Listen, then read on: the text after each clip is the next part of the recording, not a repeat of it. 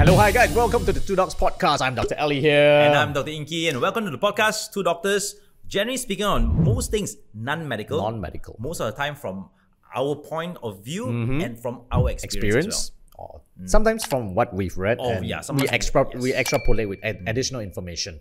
Right, so last week, we had a very interesting topic. We were talking about 5 ways to start a terrible ways business partnership. Yeah, yes. 5 ways to start a terrible business partnership. Correct. And this week, we're going to talk something also a little bit different. You know, people always talk about guides to success. Yes. There's handbooks of success. But hardly there are, but it's not very popular. Books on why people don't succeed. Yes, that's right. It's the same as you know, in school, people tell you all about the successful people. Elon Musk, Bill Gates, blah, blah, blah. But they don't talk about people who fail. Correct. So this week, we're going to talk about top 5 reasons why people do not succeed. Correct. All right, so we're going to start with number 1. When people do not succeed, one of the main reasons is because they do not take action. Yeah, that's actually one of the core ones. They talk the talk, don't walk the talk. Yes, that's right. So a lot of times when people say, I want to succeed, they are able to imagine themselves being successful. They imagine themselves mimicking successful people. If I follow these steps that the fella did, I will be this. And then next step is they don't think about the process. They'll think about life as a successful person, about what they want to have, what kind of lifestyle they want, but they do not visualize the process of getting there. Yeah. So there is actually a very famous saying that ideas are cheap. Right? Anyone can have an idea. You know, you want to make a flying car, I have an idea to make a flying car, right? But without the action of starting to build a car that can fly, that idea will always be an idea. Correct. An idea is always an idea. So that's something I always tell my staff and also my kids. You can say whatever you want, but if you don't take the first step, if you're not ready to take the first step and suffer the subsequent steps along the way, it's just going to be an idea. That's right. You're not going to move anywhere. That's right. Okay. Point number 2. They don't value time. All right. Now, what happens is, and echoing back what you mentioned about action. All right. Some people they start taking some actions. Yep. All right. But then they start to procrastinate. Yeah, they start taking actions. Yes. Then they start to procrastinate. Now, the reason why people procrastinate is this: most of the time, when you want to succeed in something, always think in long term. A lot of people tend to think in short terms. They may say, I want to be a good public speaker. I want to be a good public speaker in 3 months. Well, it's impossible. You know, great public speakers are born in years. You know, they take years to churn their skill.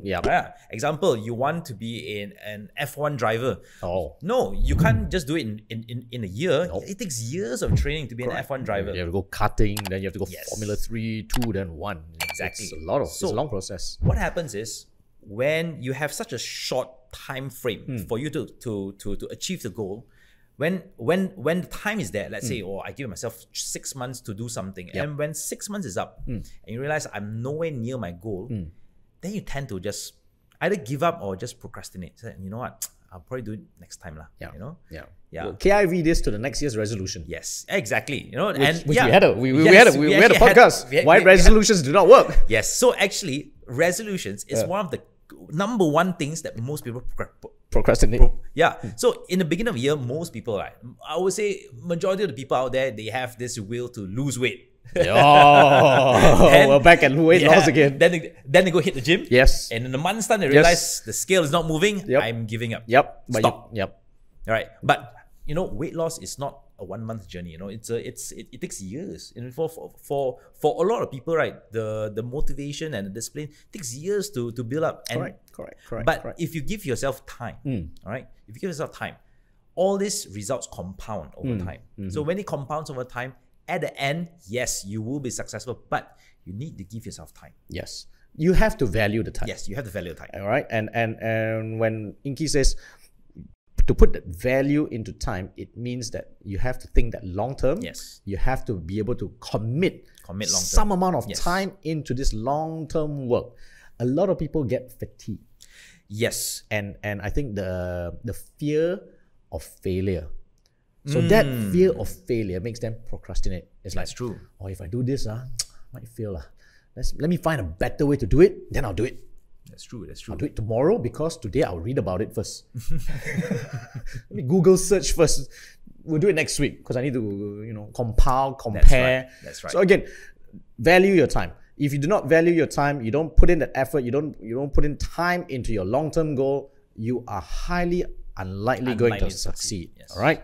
Point number 3, people pleaser. You don't know how to say no. This falls back to be, a bit about time also, but it's more on yourself. If you are a person who loves to do things for people, anyone comes up to you and say, "Hey, Ingky, can help me out?" And you're like, "Okay lah. Can you help me do this?" But you have other things to do which are more important. This is like not really important at all, apart from just maintaining good relationship. People pleasers tend to not say no, and they compromise themselves. Yes, that's right. They forego their own goals and their own priorities to put other people's work ahead because they prioritize other people. Yeah. So another way of think of people pleasers is this.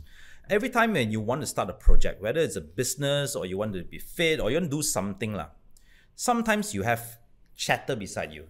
Your family telling you, "Hey, this is not. It's not going to work. This is not going to work, This you better give up on your dreams, Or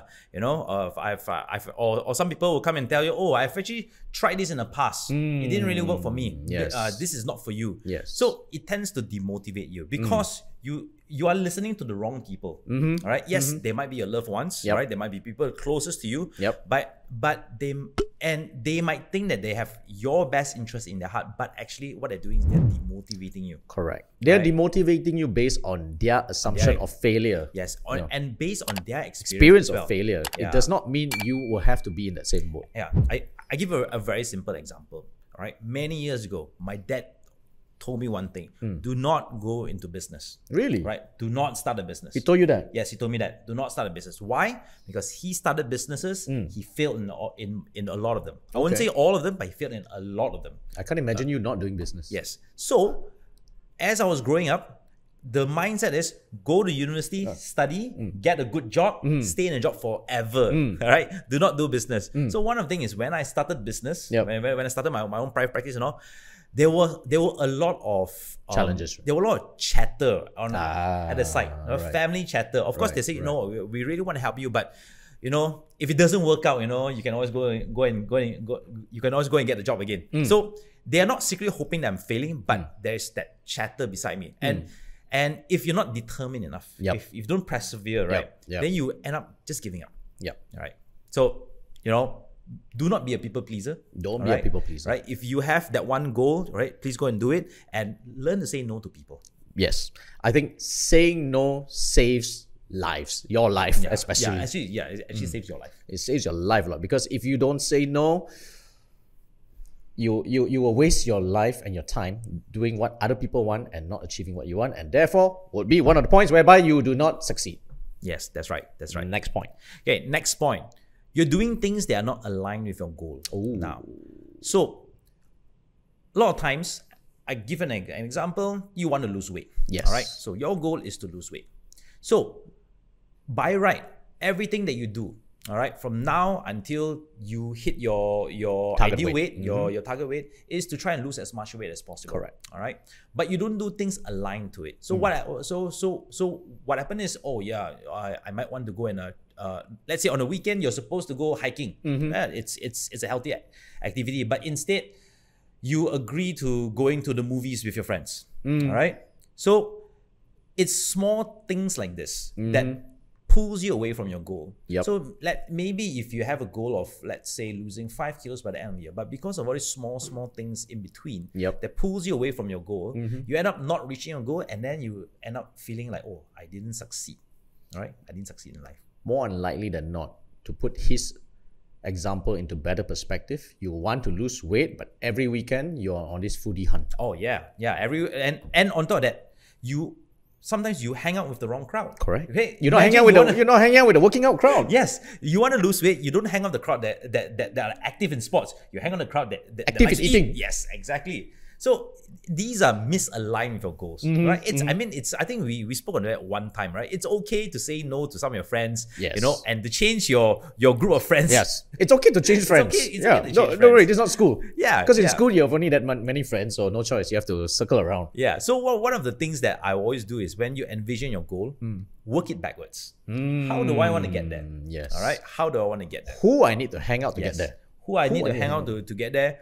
Is there someone that I need to look out for, for mentorship or for training or learning? Are there certain books that I need to read? Are there certain videos that I need to watch? At the same time, do the devil's advocate. Who should I avoid? Yes, exactly. Who should I avoid? Because this is very important. A lot of times we have this mindset. We need to find the people that we want to hang out with, but we also want to hang out with our friends. But we don't realize sometimes your close friends are the ones that might pull you back.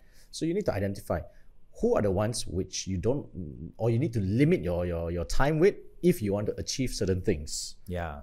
So that's a point.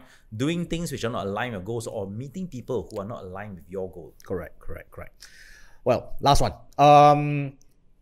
People who have high self-limiting beliefs. That's actually very good. Yeah, because this is something I think it's very ingrained into a lot of us Asians. We like to be humble by saying, I'm not good enough in doing that. Yes. I'm not smart enough. They're actually not stupid. They're smart. But because they want to play it safe, they do not want to be blamed in case of a failure, they start the statement by saying, I'm not smart enough in doing that. But if you really want to, I will try lah. It's very common. It's very common. You ask yourself, have you ever said that before? I'm not really good at sports, but I'll give it a shot. You already start your intention of action with a negative belief. Yes, that's right. So self-limiting beliefs can come from many factors. One is usually comes from situation. All right. It means that you tell yourself, I'm born in a very unlucky situation. I was born in a very I was born in a very poor family. I wasn't given an education, and I wasn't given a chance. Hence, I would never succeed. All right. So you end up blaming the situation. Yep. But sometimes you end up blaming maybe other people. So not unlike my this other friend who is so successful because his dad gave him everything. I was not given the same opportunity. Then you end up blaming other people. All right, but most of the time, the self-limiting belief is from yourself. It's from within. Yeah, it's from within. Yeah. Right. Whether it's an anxiety or fear that if I do it, and if I don't, if I'm not successful, people will laugh at me, or I was never taught to do certain things, so hence I will never be able to do it. And you know what's the worst thing about having all these self-limiting beliefs is that you get envious, right? With the guy who's actually not very smart, but very bombastic. Yes. And who has high self-belief of himself. Yes, that's right. Overcompensated confidence. Somehow he gets luckier than usual. Yes. Because he projects so much of confidence, people tend to sort of entrust him to get things done. And he's not the brightest fella. Half the time he gets it right, half the time he gets it wrong, but people will look at him and say he's successful, and you will get envious because of your self-limiting beliefs. That's right. That's right. Right. Again, we can go on forever. Yeah, you can go on forever. I think if you go Google online, it's like top 50, top 100 ways. There's 100 things on that. But we just curate the top 5 for you from our list. It's not verified. At least to give you an exposure on some of the factors. And if you find that you are sort of like these factors are in your life, do a self-reflection. Yes. Do a self-accounting. Yeah. What can be done? What can be improved? And are these some of the factors that's limiting you from succeeding in what you do? Yeah. So I think it's very important, like what Ellie mentioned. You have to introspectively look at yourself from time to time. Yeah. All right. To see what you lack to reach your goal. All right.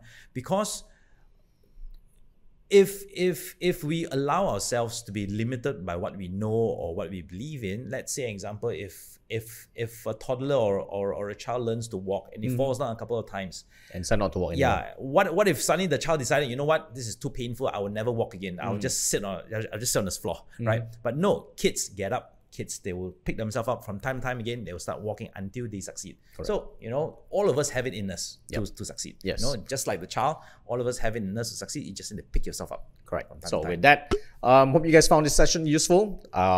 Send some comments down there. Yeah. Let us know, right? Let us know what are the other ways people do that prevents them from succeeding. Because there are just so many. Some of it might hit home from on your side. Let us know what it is all about. Other than that, hit the subscribe button, like, share our content, and we will be back again on the Two Dogs on a weekly basis. We're signing off this way. I'm Dr. Ali. And I'm Dr. Ingky, and have a good weekend.